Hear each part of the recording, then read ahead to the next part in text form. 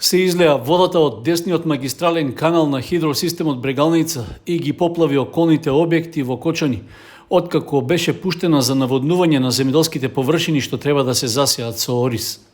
Причина за излевањето е несовесното однесување на дел од граѓаните, кои пред неколку дена во каналот изфрлиле поголеми количини ѓубре.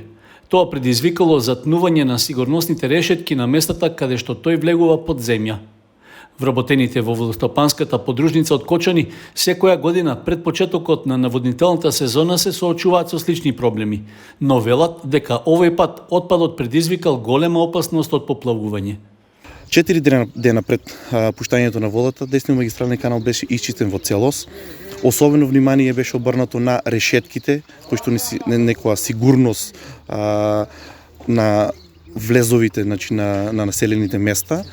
Беше исчистено ѓубрето, немаше оставено никаква шушка, никаква трага од ѓубре.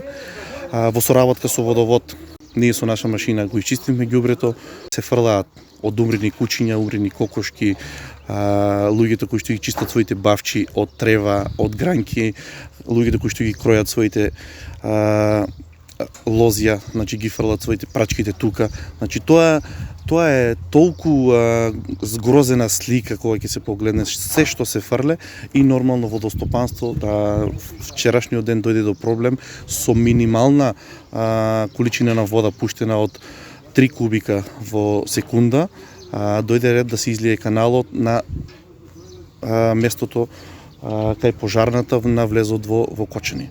Митров додаде дека опасноста од сериозна хаварија и поплавување на куќите и другите објекти во близина на каналот ќе била уште поголема ако тој се искористел со вообичаениот капацитет од 10 метри кубни вода. За неодговорниот однос на граѓаните веќе се известени надлежни инспекциски и полициски служби, зашто од водостопанската подружница ќе бараат соодветни мерки и санкции против прекршителите. Истовремено, од водостопанската подружница апелираа ваквата практика на граѓаните да престане, за да нема загрозување на безбедноста на домовите и другите објекти што се наоѓаат во непосредна близина.